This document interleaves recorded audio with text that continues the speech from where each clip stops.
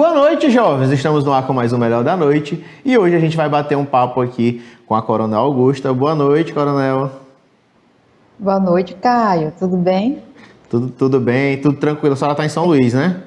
Eu estou em São Luís. Eu quero dizer que para mim é uma grande felicidade participar desse programa, agradecer o convite, né? Eu que agradeço a senhora ter tirado esse tempinho para conversar com a gente. E a gente estava conversando aqui antes, né? A senhora é daqui de Caxias, né? Sim, sou de Caxias e nossas famílias se conhecem, né? Moramos perto aí. A sua mãe é muito minha amiga.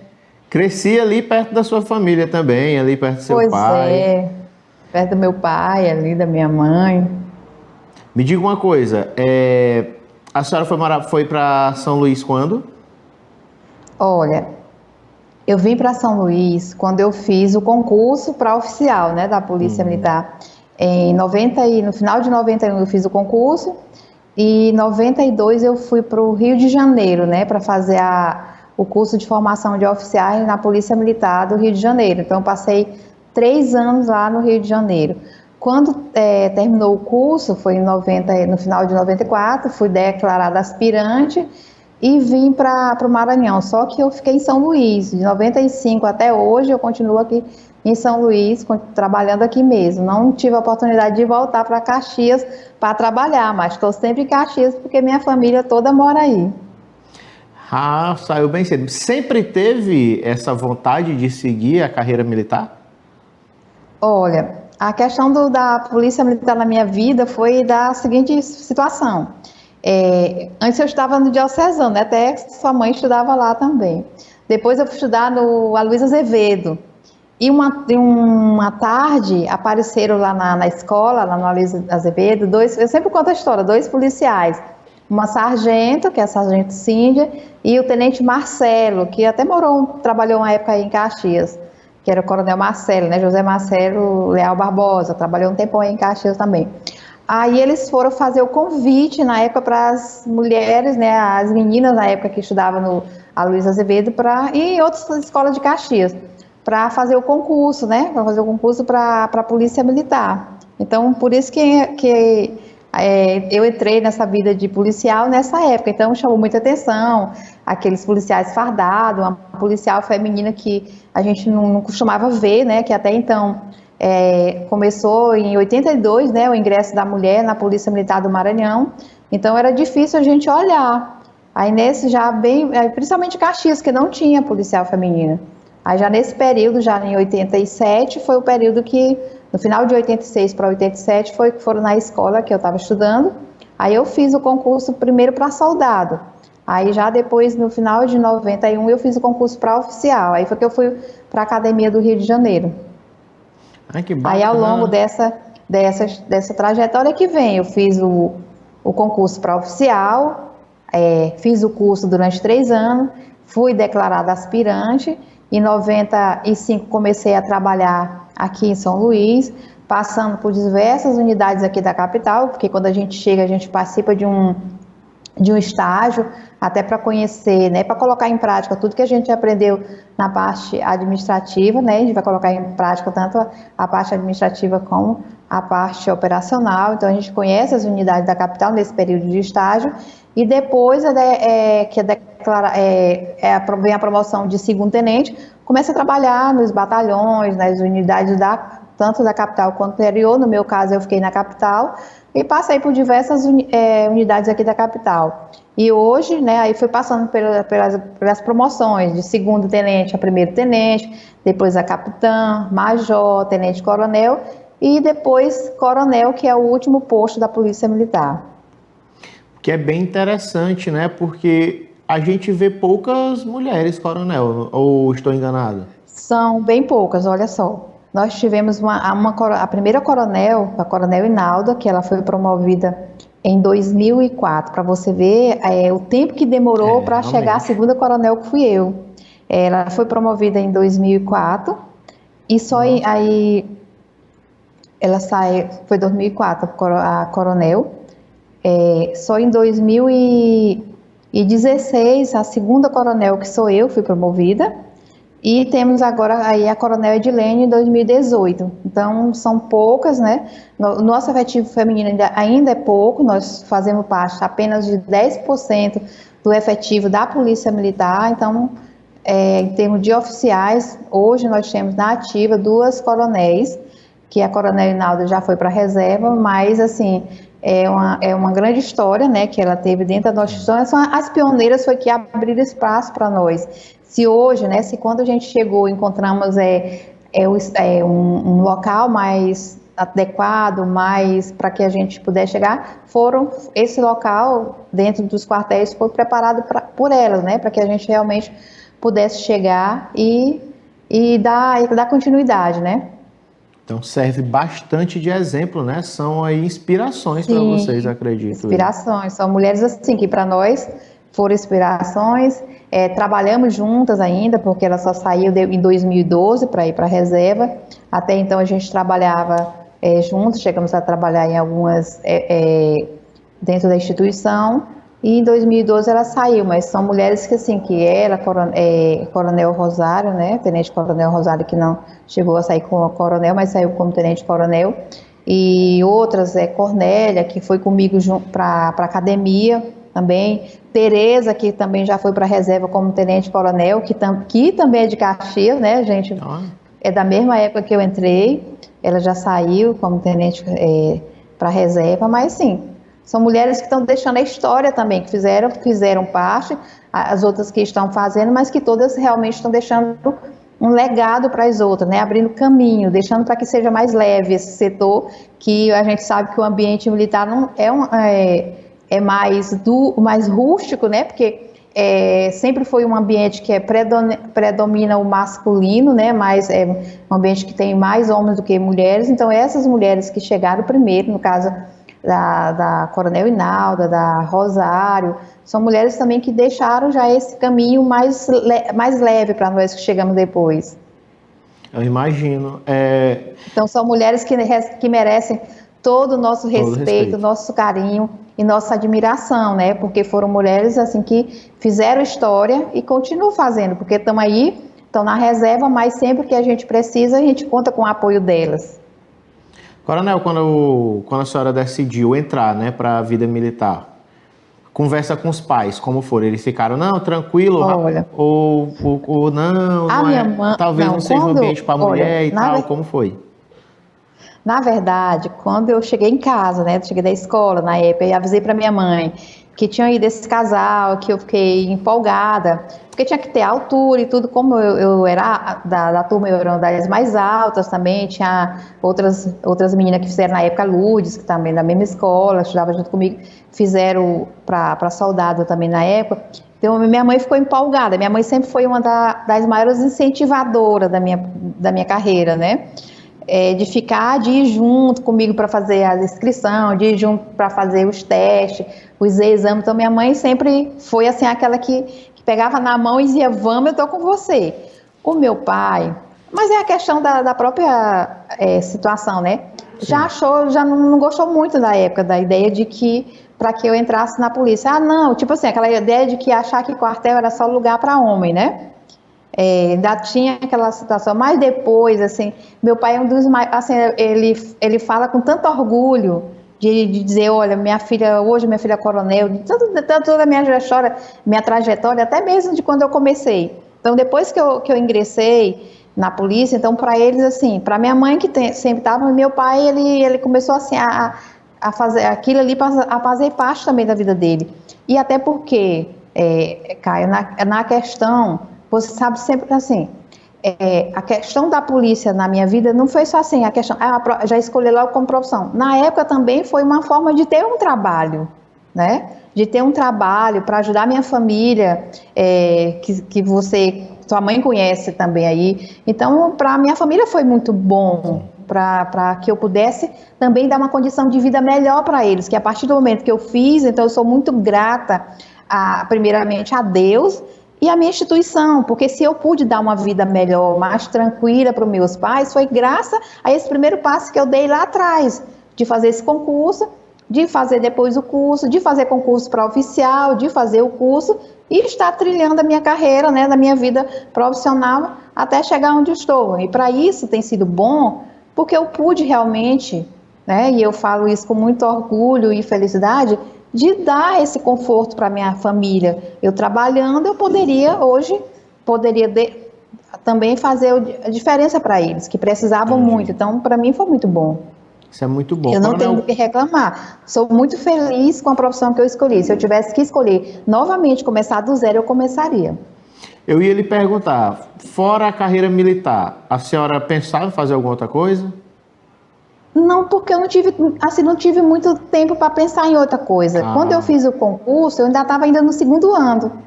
Segundo ano, entendeu? Ainda nem cheguei, foi meu primeiro emprego, meu primeiro concurso e o meu primeiro emprego. Então aqui eu me encontrei, eu não senti mais necessidade de fazer um outro concurso para uma outra coisa, porque eu só senti necessidade de procurar crescer dentro daquela carreira que eu já tinha feito o concurso e já estava trabalhando. Então eu não me arrependo em nenhum momento, como eu disse, se eu tivesse que começar do zero, se eu tivesse que começar de novo, com certeza eu faria tudo novamente, trilhava todo esse caminho até chegar aqui.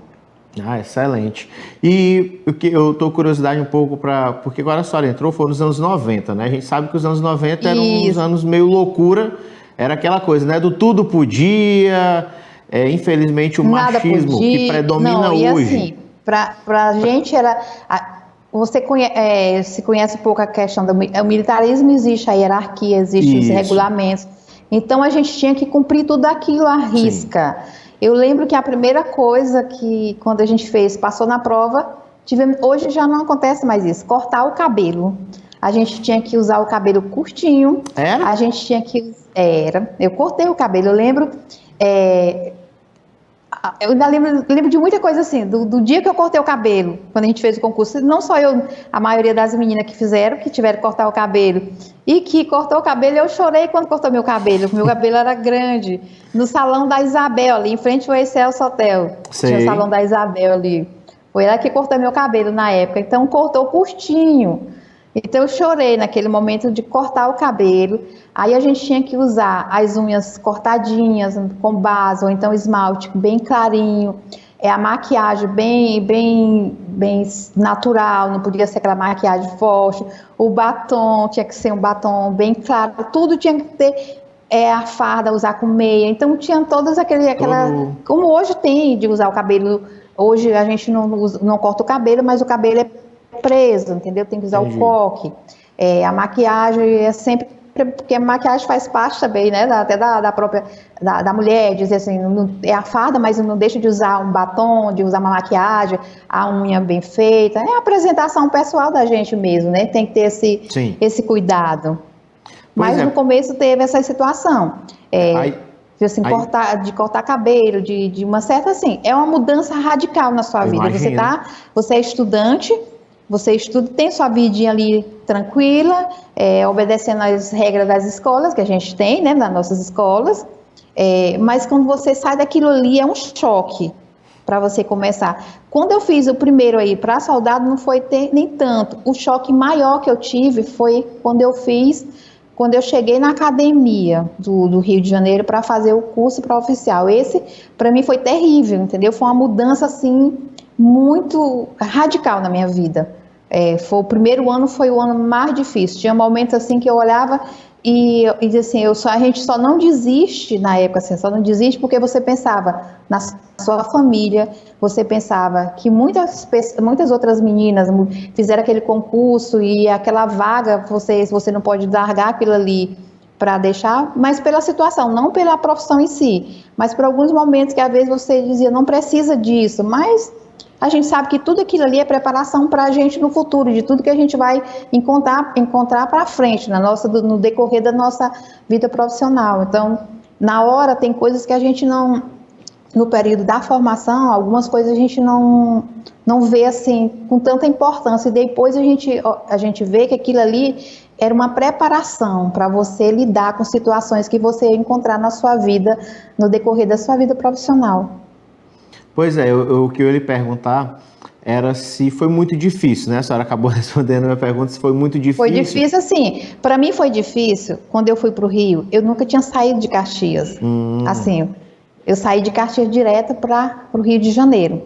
Vim para cá, para São Luís, fazer o concurso e depois Rio de Janeiro. Com quantos anos, Então, para mim, na época eu estava com 22 anos. Aí você saía para aquilo ali. Então, é uma mudança radical na tua vida. Eu, mesmo assim, totalmente dependente da minha mãe, né? Com o tempo sendo minha mãe para me acompanhar em tudo. E de repente eu me vi num local onde eu tinha que... Era Deus e eu, entendeu? Eu não tinha muito com quem contar. E tinha...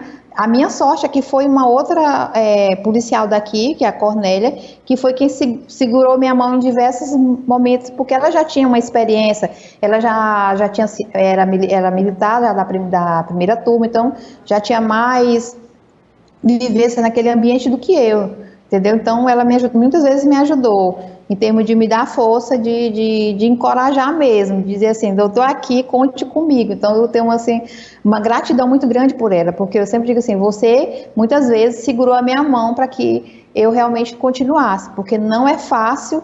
Você olha lá, em 92, um curso de formação de oficiais, onde eram, eu acho que 97 ao todo, e apenas 8 mulheres, né, que estavam participando desse curso. E é junto, não era separado.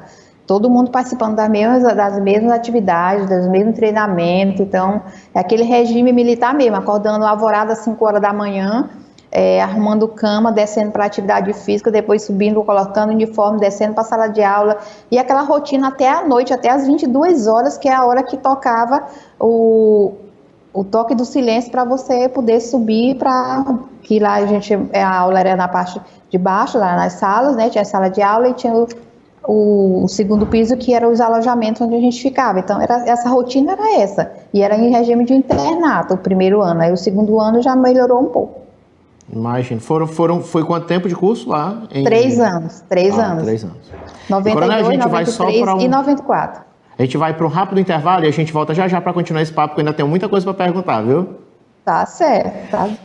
E você de casa, não sai daí que já tem mais Melhor da Noite para você.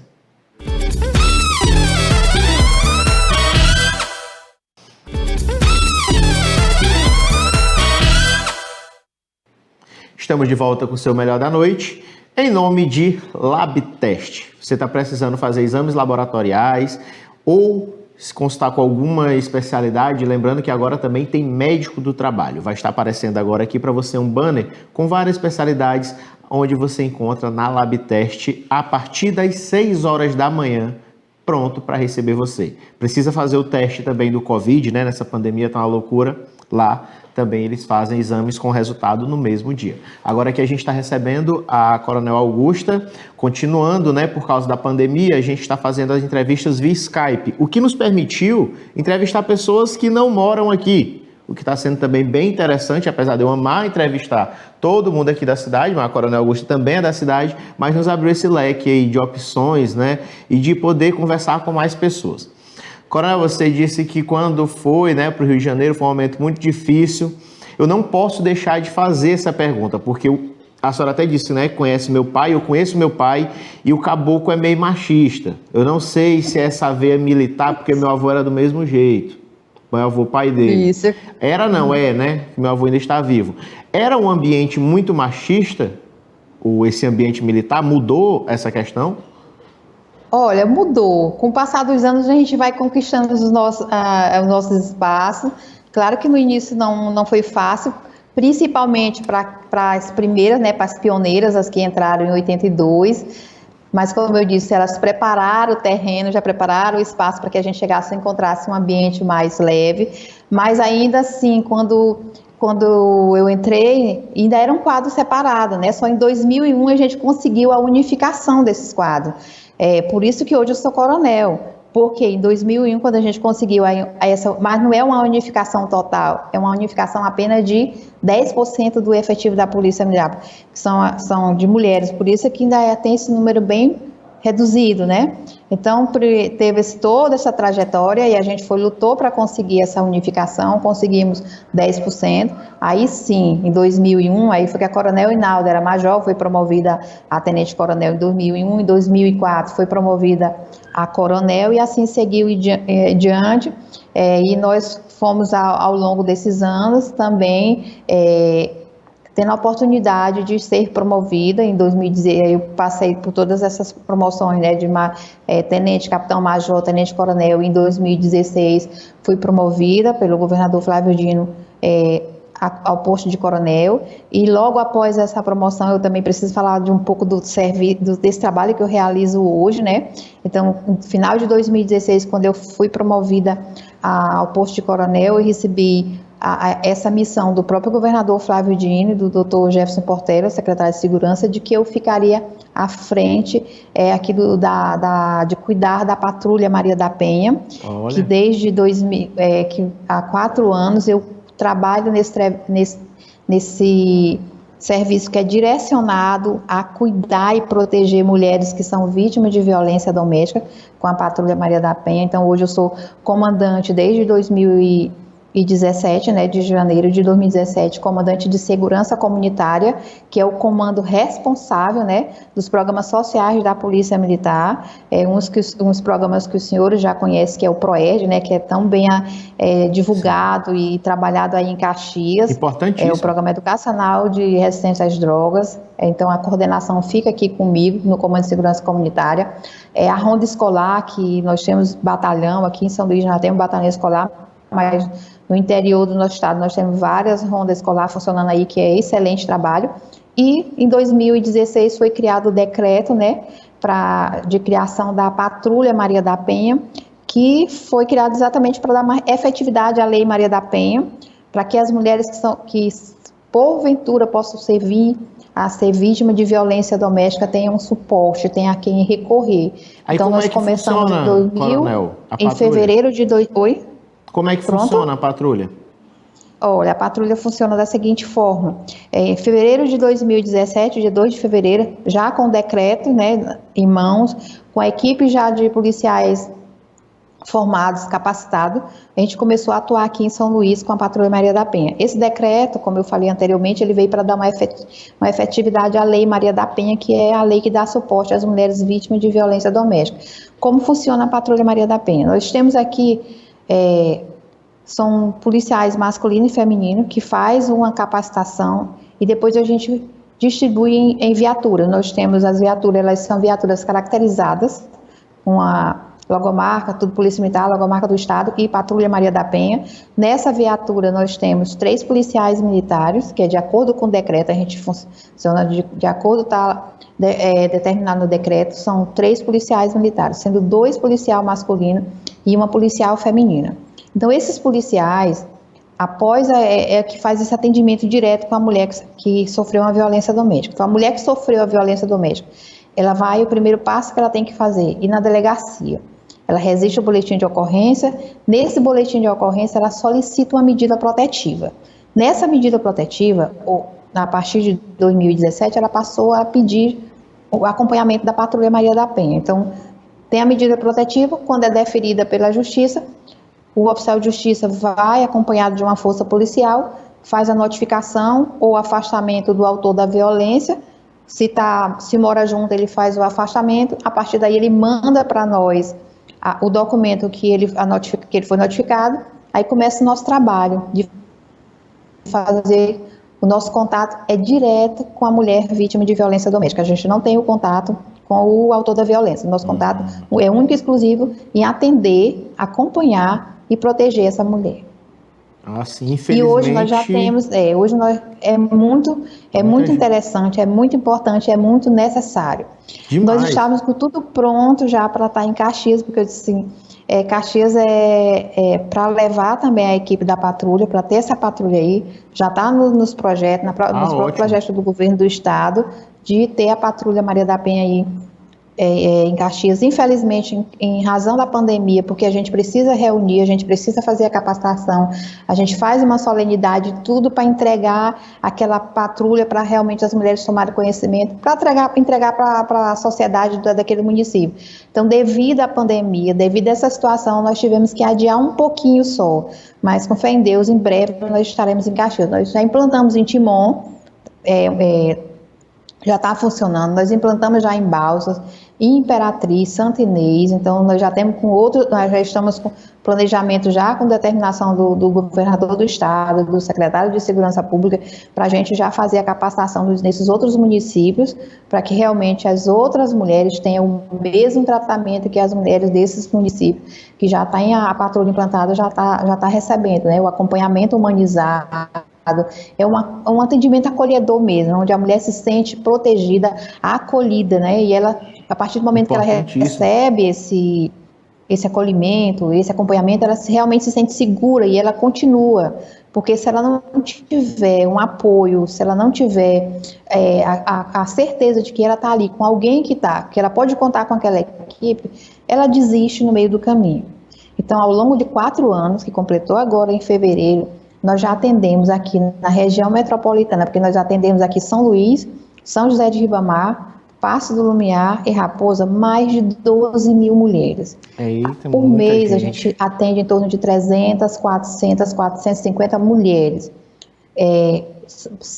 Mais de 130 prisões de autor de violência doméstica por descumprimento de medida protetiva. Então, o descumprimento de medida protetiva é crime, então a partir do momento que a gente está acompanhando, que essa mulher nos informa, ou então no momento da visita, a nossa equipe encontra o autor da violência na casa, então a gente faz a condução e tem todo o respaldo legal, né, pela lei, porque descumprir medida protetiva é crime, então a nossa equipe já faz a condução e ele é autuado em flagrante por descumprimento de medida protetiva. Por isso, essa quantidade já de mais de 130 que já foram presos. A gente não é nenhum troféu dizer que a gente já efetuou a prisão de mais de 130 homens por descumprimento de medida protetiva. Claro que a gente queria que fosse mínimo possível, né? Que não houvesse esse descumprimento. Que eles entendam que o relacionamento acabou, então que cada um respeite a decisão do outro e que siga a sua vida em frente. Ninguém é obrigado a viver com o outro a partir do momento que aquilo não lhe faz bem. Não está sendo mais um relacionamento que lhe está causando que se está causando sofrimento, é melhor cada um viver a sua vida, né? Então a vida ela é tão boa, ela precisa ser vivida, mas de forma que seja prazerosa para ambos os lados.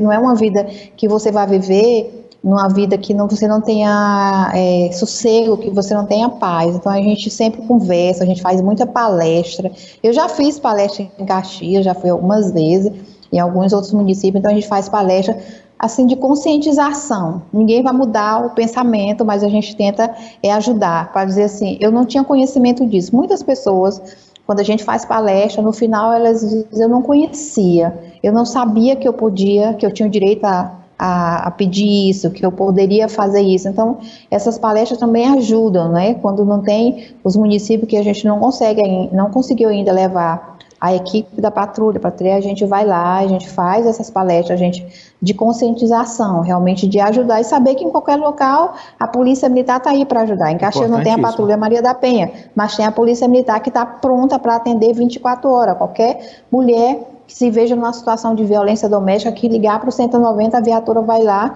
vai fazer a condução, vai dar todo o suporte para ela. A questão da patrulha é o acompanhamento, é a fiscalização, porque a partir do momento que ela tem a medida protetiva e ele foi notificado, então a partir dali ela tem aquela equipe, ela vai fazer só isso, acompanhar, acolher, dar o suporte realmente que ela precisa. Eu imagino. Infelizmente na pandemia aumentou muitos casos, né, Coronel? De violência doméstica. Aumentou os casos e aumentou muito o nosso trabalho. Para quem pensava que o trabalho na pandemia a gente ia diminuir, pelo contrário, a gente intensificou as nossas atividades, nós começamos a aumentar, assim, demais na casa delas, aquelas que a gente já tinha, nós montamos aqui uma equipe para ficar fazendo ligações direto quando as nossas equipes estão na rua, as outras estão aqui ligando, porque a gente tem nosso telefone, vai ligando para elas para saber como é que estão. Se tiver tudo bem, a gente já manda para a próxima para fazer a visita. A gente manda fazer a ronda nos bairros onde tem o maior número de medida protetiva que a gente acompanha. Então a gente intensificou muito mais para ver se a gente faz com que elas se sintam mais seguras, porque pode pensar, não, eles não vão vir, não vai ter aqui. Então no ano passado, no período da pandemia, do começo até o final do ano, foram efetuadas mais de 25 prisões por descumprimento de medida protetiva. Esse ano está mais tranquilo, porque eles sabem que nós estamos na rua e nós não vamos parar e nós vamos estar prontos para atender a qualquer hora que ela venha, que a mulher que está lá sofrendo a violência doméstica venha precisar, nós estamos com nossas viaturas na rua. Importante. E ainda tem mais aqui, que foi lançado agora em Imperatriz, já foi lançado aqui em São Luís, o aplicativo Salve Maria, e que também em breve vai estar, junto com a Patrulha Maria da Penha em Caxias e nos outros municípios, que é um aplicativo excelente, da Secretaria de Segurança, uma medida, né, de proteção à mulher do governo do estado, que vem mais essas medidas e realmente as mulheres sejam protegidas. É uma preocupação muito grande. Eu sempre digo assim, eu tenho uma admiração pelo governador, porque ele tem essa preocupação em relação ao atendimento, acompanhamento e a valorização da mulher. Não só, eu digo assim, na parte profissional, mas o cuidado também daquela mulher lá na rua, que mora na sua casa, que está lá, aquela mais simples, né, que está lá, que precisa, que às vezes, não tenho como pedir ajuda. E criando esses mecanismos de proteção à mulher, com certeza vai valorizar essa mulher. E também na parte profissional, eu digo, se eu hoje sou coronel, foi ele que me promoveu. Se eu hoje estou a situação que estou, no cargo que eu estou e no reconhecimento profissional que eu tenho, uma grande parte desse reconhecimento veio dele por me colocar onde me colocou e dar suporte para que eu possa trabalhar e desenvolver esse trabalho. E fazendo um trabalho, quer dizer, uma mulher protegendo outras mulheres, né? Uma mulher trabalhando diretamente com outras mulheres. Isso representa muito. Pois é, e esse trabalho da Patrulha Maria da Penha, em 2018, nós fomos, de lá para cá, nós já ganhamos alguns prêmios, né? E nós ganhamos o prêmio, o Selo Brasileiro de Segurança Pública em 2018, foi o único do Nordeste que ganhou, foi a Patrulha Maria da Penha aqui do Maranhão. Nós estamos no livro do Fórum Brasileiro de Segurança Pública, tem um capítulo lá do livro que fala do nosso trabalho, das boas práticas, então tudo é o Estado do Maranhão, é as políticas públicas do governo do Estado do Maranhão que está ali. Nós também concorremos ao prêmio Viva, né, pela vida de todas as mulheres, que foi pela revista Marie Claire, da editora Globo. Então, vieram vários prêmios, né, e daqui, revista Estilo, vários outros prêmios que nós ganhamos aqui em relação a esse trabalho, da divulgação, do resultado, porque elas falam, elas fazem questão de falar, as mulheres que a gente atende, da satisfação e de como que ficou a vida delas depois desse trabalho. Então, elas falam assim com gratidão. E eu sempre digo, todos esses prêmios não são nossos, esses prêmios são delas, pela coragem, porque esse trabalho só existe para elas e por elas, né? Então, os prêmios, nós somos apenas representantes. Mas quem é os verdadeiros donos desses prêmios, as donas, são as nossas Marias, como carinhosamente nós chamamos as mulheres que a gente atende aqui com a Patrulha Maria da Penha. É importante um projeto. E é uma rede, né? E é uma rede de proteção à mulher. Aqui nós não trabalhamos sozinhos. Aqui em São Luís nós temos a Casa da Mulher Brasileira, onde tem todos os serviços direcionados a essas mulheres. Em Imperatriz nós temos a Casa da Mulher Maranhense. Em breve nós teremos cada local que tem a rede de proteção à mulher, vai ter todo esse suporte. Aí em Caxias a gente tem uma rede de proteção muito forte, né? Eu acompanho sempre o trabalho da rede, da Secretaria da Mulher, que tem um suporte muito bom. Então a gente vai com a patrulha para somar, para juntar a força, para unir as mãos, para que realmente a gente possa melhorar ainda mais a situação dessas mulheres que precisam desse apoio, precisam desse acolhimento, desse acompanhamento. Importantíssimo, principalmente eu vi a reportagem, a gente notificou na rádio que viria para Caxias e eu espero realmente que chegue logo. Mas vai. Sabe que a pandemia bagunçou tudo, mas eu espero que chegue logo, porque é importantíssimo, porque infelizmente aqui em Caxias o índice de violência doméstica está muito grande ainda.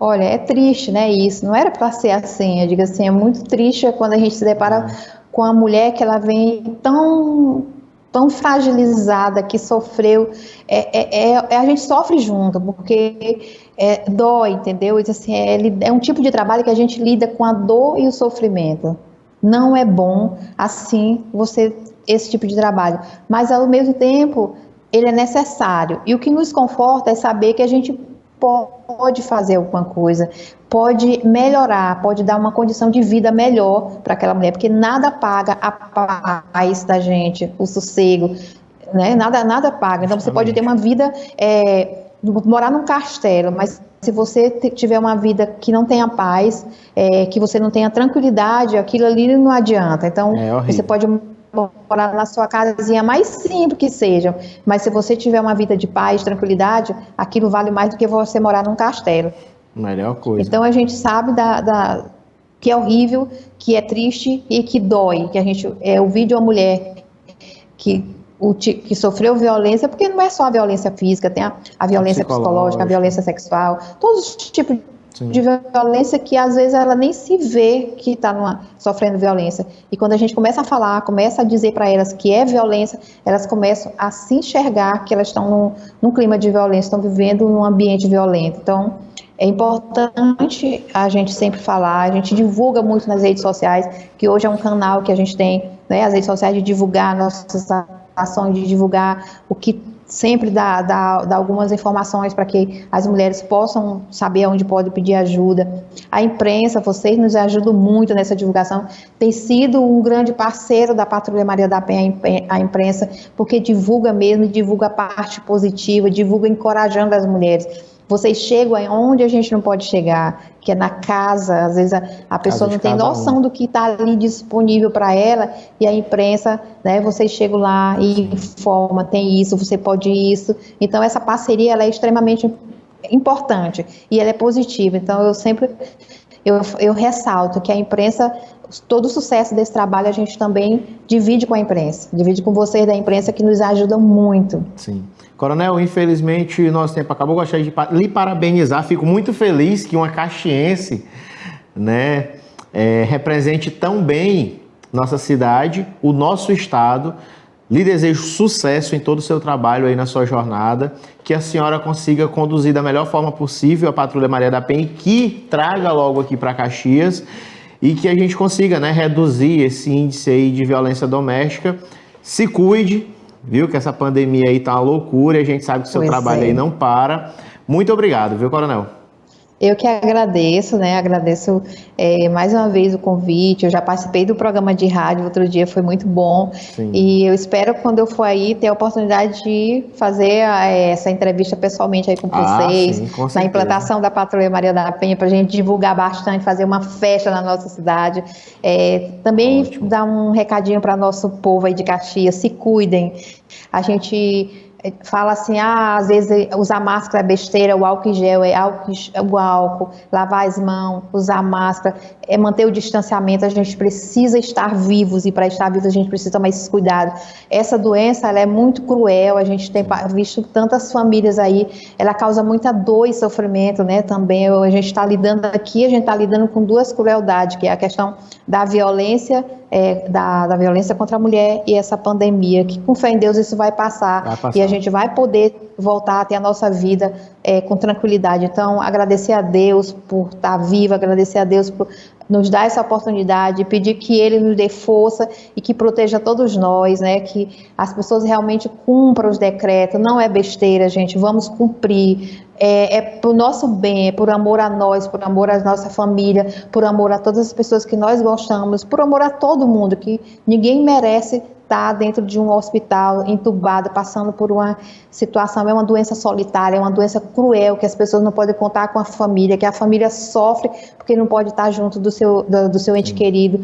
É muito triste. Então vamos nos cuidar, isso vai passar. A gente precisa tomar esses cuidados, precisa só sair de casa se realmente for necessário. A gente sabe que tem as necessidades, mas fazer isso por nós, por todos nós, pela família, pelos filhos, pelos pais, né, que são idosos. Eu estou um tempinho sem ir onde meus pais, exatamente para protegê-los, porque eu estou na rua direto, eu trabalho direto, então eu tenho todo cuidado. Quando eu fui ano passado, esse ano eu ainda não tive a oportunidade de ir, mas eles já tomaram a primeira dose da vacina, já vão tomar a segunda, e com fé em Deus vai dar tudo certo. Então vamos ter paciência, a vacina vai chegar para todos nós, e a gente vai poder voltar a ter nossa vida rotina. Com fé em Deus, voltar na nossa rotina normal. Pois boa noite, coronel. Muito obrigado. Depois a Catarina manda mensagem para a senhora, porque infelizmente a chuva não deixou ela vir hoje. Certo. Um abraço. Tá bom. Boa noite, um abraço para todos vocês, tá? Boa sorte, obrigado. Se cuidem. Obrigado.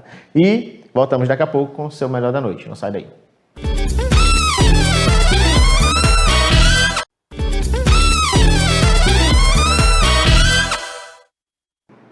Boa noite, jovens. Estamos de volta com o terceiro bloco do seu Melhor da Noite e hoje é dia de Minuto Acelera, mas vai ser um Minuto Acelera especial. Então estamos aqui com a Kessia Reis. Boa noite, Kessia.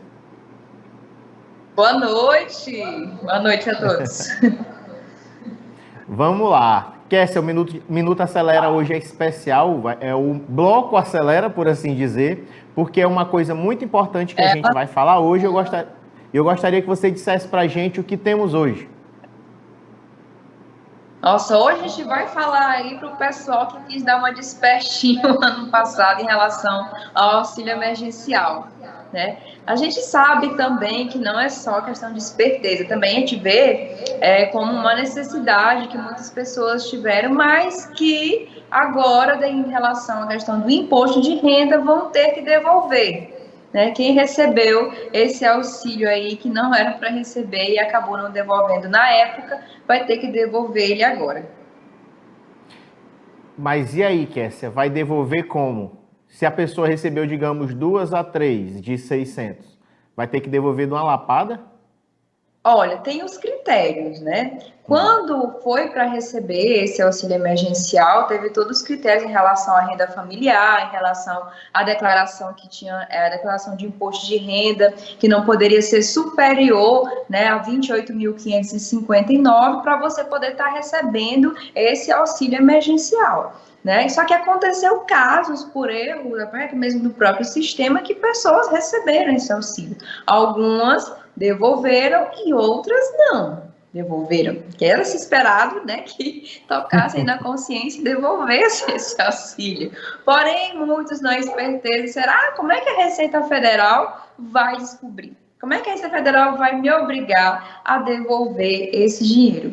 E agora tem já lá marcado, né, na própria Receita Federal, o Ministério da Cidadania informou para a Receita que você, bendito, com seu CPF recebeu. Então, já está na base da Receita Federal toda a tua historinha do auxílio emergencial. E aí, se você recebeu durante o ano de 2020 rendimentos iguais ou superior a 22.847, e ainda mais o auxílio emergencial, você vai ter que devolver esse auxílio. Pois é, mas aí devolve como? Vai ter que devolver todo de uma vez? Vai parcelar? Como é que vai ser? Todo, até 30/4.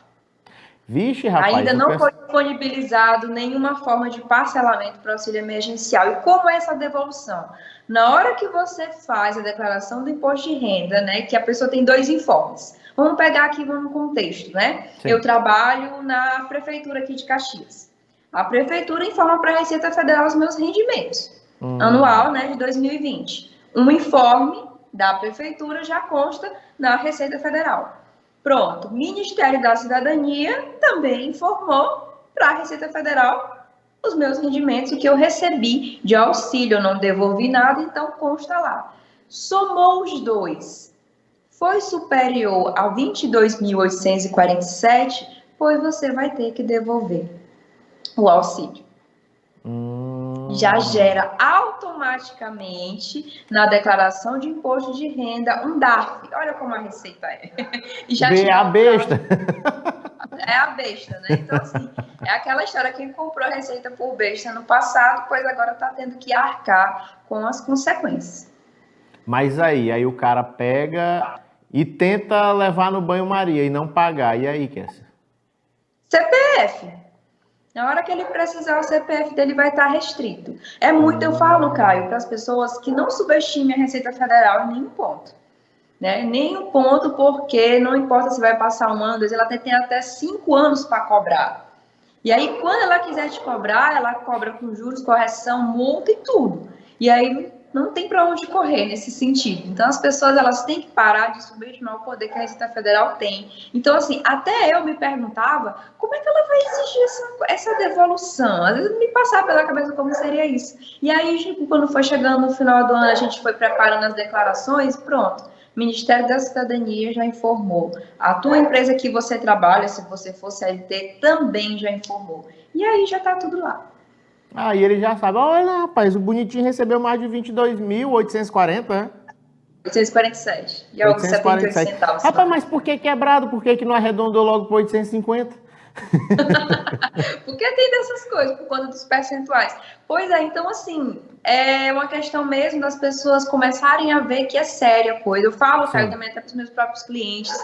2020 soltou muita coisa. Fizeram emergências, né, para poder conter por conta da pandemia, a situação das pessoas. Porém, 2021 até 2025, pode esperar. Ela vai fazendo auditorias, tanto pessoas físicas como pessoas jurídicas. Que aí também entra a questão do microempreendedor individual. Aí o MEI, ele tem que... Uma porcentagem... É o teu cachorro ou é o cachorro do teu vizinho que está participando da entrevista? Eu acho que é do vizinho, não tem o cachorro. Você, vizinho da Kessia, alimente seu cachorro, o bichinho tá latindo é com fome, viu? Alimente esse bichinho. Eu acho que em casa, por isso, depois se quiser. Tá, então cria algum cachorro, cria algum bicho, Kessia? Não, eu não. Pretende não botar um cachorrinho? Não, aqui não. Espaço Rapaz, aqui tá só para mim mesmo. E Kessia, vamos lá. Quem é MEI tem até quando para fazer a declaração anual? Até 31 de maio. Aí a declaração são todas aquelas notinhas que você emitiu, tudo de compra e venda, né? Exatamente. No caso, a declaração é o que você vende, o faturamento. Muitos MEIs confundem, né? O que é, se esse faturamento é a compra ou é a venda. É a venda. O faturamento que a Receita quer é aquilo que você vende, a tua prestação de serviço, não é aquilo que você compra. E nessa questão, Caio, tem que ter um ponto de atenção em relação aos microempreendedores individuais, é que 81 mil é o faturamento anual, só que as compras só pode ser 80% disso. Então, calcula rápido aí como é que é 80% de 81 mil é o que o microempreendedor individual pode comprar por ano. E isso também proporcional ao mês. Então, às vezes acontece de microempreendedores, principalmente do comércio, de achar que eles podem comprar 81 mil. Porque acham que isso é o faturamento, né? A fatura, que é chamado. E não é. Ah, então é importante a pessoa ficar atenta a isso, né? Que ela só pode comprar 80% disso. Então, assim, qual é o meu direcionamento para os microempreendedores individuais? Se eu sou um microempreendedor individual de comércio, que eu procure logo a Cefaz, eu faço logo um código de acesso da Cefaz, que a gente chama de Cefaznet, e vou acompanhando o meu histórico de compras mensais. Já aconteceu casos de microempreendedores individuais que abriram com 6 meses e tiveram que transformar. Porque, tipo assim, eu tenho uma empresa aqui, tinha uma empresa, um empresário individual, ou, né, tinha uma empresa normal, como a gente chama, e aí eu vou abrir um MEI para poder comprar mais. E aí enfiaram o pé na jaca, e quando pensou que não, em 6 meses já estava fora do MEI, porque achou que poderia comprar o limite anual de faturamento, e não é, aquilo ali é a venda. E Kessia, aí você vai e ultrapassa o valor que você pode comprar. O que acontece? Aí, no caso, né, você tem que fazer a transformação dessa empresa. Mas você gera alguma multa, alguma coisa? Tipo, você passou... Aí, tipo, para 2 meses aqui vacilei. Você paga um valor em relação à diferença, um DAS, que a gente chama.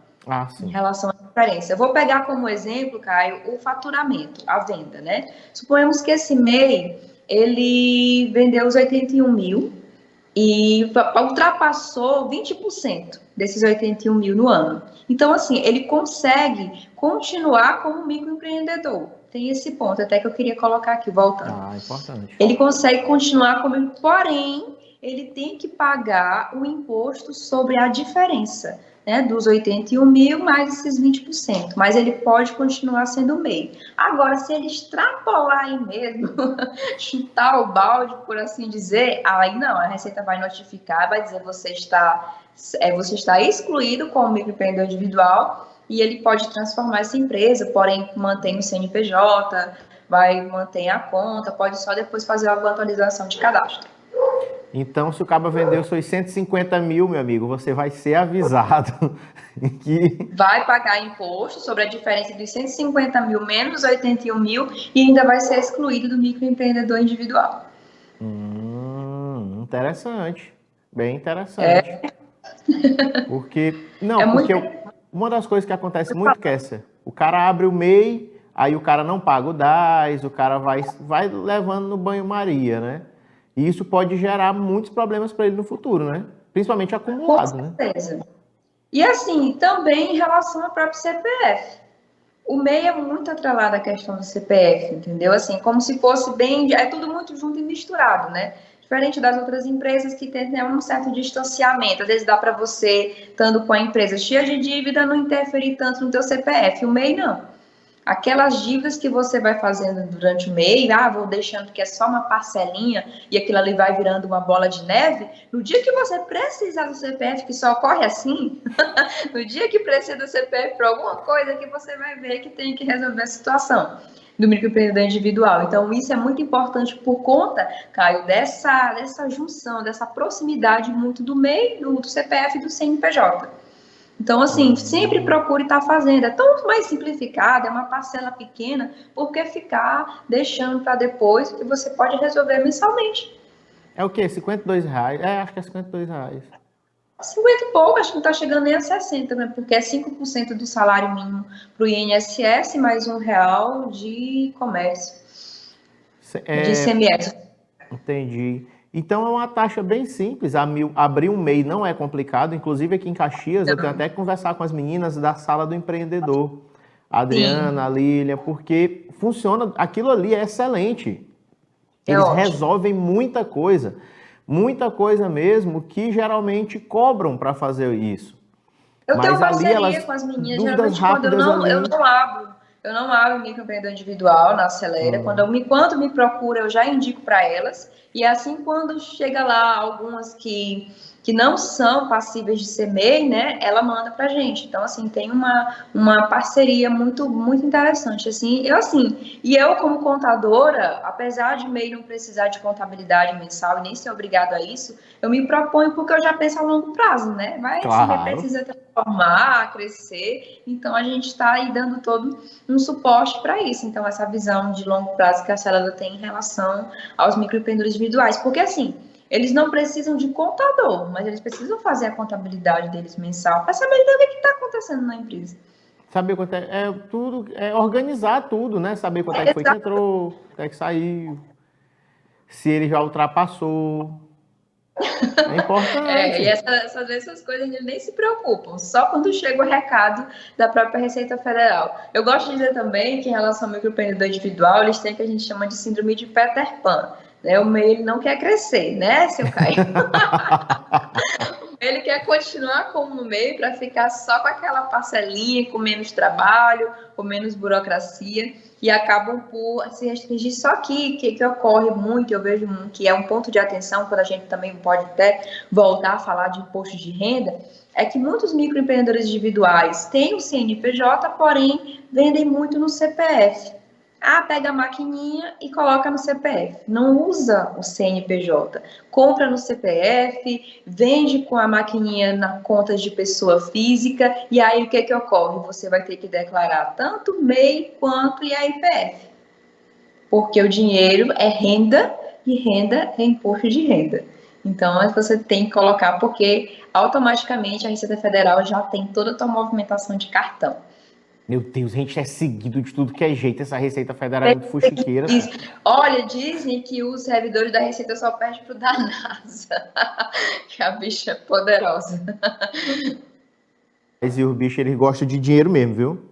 Rapaz, e assim, como a gente estava falando, entrando já nessa questão do imposto de renda, muitos microempreendedores individuais me perguntam assim, eu sou MEI, eu preciso fazer declaração de imposto de renda pessoa física, não só a declaração anual do MEI, a declaração também de pessoa física. Eu gosto de dizer que assim, depende assim, que não é por você ser microempreendedor que você é obrigado a declarar imposto de renda pessoa física. O MEI não é a condição, e sim a renda. E outra coisa, também serve muito, eu gosto de dar esse direcionamento, para separar aquilo que é da empresa e aquilo que é da pessoa física. Então, aqui eu estou dizendo, Receita Federal, isso aqui foi da minha empresa, e isso aqui é meu. Por quê?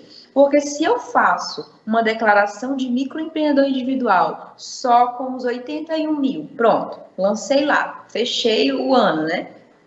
Porém, eu não tenho como dizer para a Receita Federal o que foi que eu tirei. Será que eu tirei só os 28 mil de isento ou eu tirei mais e tenho que pagar imposto de pessoa física? Vamos fazer aqui um exemplo. 81 mil foi o que eu declarei para a empresa. Só que essa empresa, eu tive despesa de compras, eu posso ter despesa com funcionários, eu tive a despesa com o próprio MEI, então lá sobrou um valor líquido, né, que é um lucro. E digamos que esse lucro tenha sido de 30 mil. Então, aí me gera a obrigatoriedade de declarar a pessoa física. Por quê? Porque a Receita Federal diz que é isento só até 28.559. Então, eu tenho que levar esse valor para a pessoa física para que separe uma coisa da outra. Senão, a Receita Federal pode entender que eu faturei aí 40 mil, 50 mil e não paguei. Então é importante, realmente. E Kessia, separar. Kessia, então, esse foi o nosso Minuto Acelera de hoje. Bem explicativo, inclusive teremos que fazer mais desses, viu? Nossa, já passou os 15 minutos, foi rápido. Tô te falando, rapidinho, foi passado os 15 minutos mesmo. E Kessia, pois a gente vai fazer dessa forma, vai ter o Minuto Acelera, sempre lá os 5 minutinhos, e todo quarto Minuto Acelera, que é o último do mês, vai ser esse bloco Acelera, tirando a dúvida dessa galera aí toda, porque tem muitas dúvidas. E você de casa, você pode mandar suas dúvidas, inclusive para o @Acelera Inteligência Contábil, né? Vai aparecer aqui embaixo. Inteligência Contábil, isso, Acelera Inteligência Contábil. Mande suas dúvidas para a Kessia, pode encher o saco dela aí, que ela está lá pronta para atender vocês. Ela faz muitas lives, ela tira muitas dúvidas e também, se você estiver precisando de uma contadora, mas não vou falar de uma contadora, da contadora, essa senhora bem aqui. Cara, a gente tem muitos materiais na nossa bio também do Instagram. Tem e-book, tem planilha, tem 2 e-books de folha de pagamento bem assim interessantes, de financeiro, bem básico de se entender, com a linguagem bem clara. E, gente, assim, o que vocês precisarem, estamos à disposição. Agora, em relação ao imposto de renda, a gente está fazendo todo o processo online para microempreendedores individuais também. Então, é tranquilo de fazer, vocês não precisam sair de casa para fazer essa declaração, tanto de microempreendedor quanto de RPF, para tirar suas dúvidas. Por favor, contribua para a gente fazer uma Acelera cada vez mais a cara de vocês. Pronto. Kessia, muito obrigado. Por nada, Caio. Manda teu vizinho alimentar esse cachorro, viu? Que esse bicho tá latindo demais. Gente do céu. É uma das coisas que eu tô adorando dessas entrevistas por Skype. Os cachorros latinos, adoro. Eles entregam todo mundo. Bem realidade. Kessia, pois muito obrigado e se cuida, viu? Tá certo, você também. A todos. Valeu. E a você de casa, o meu boa noite. Até a próxima.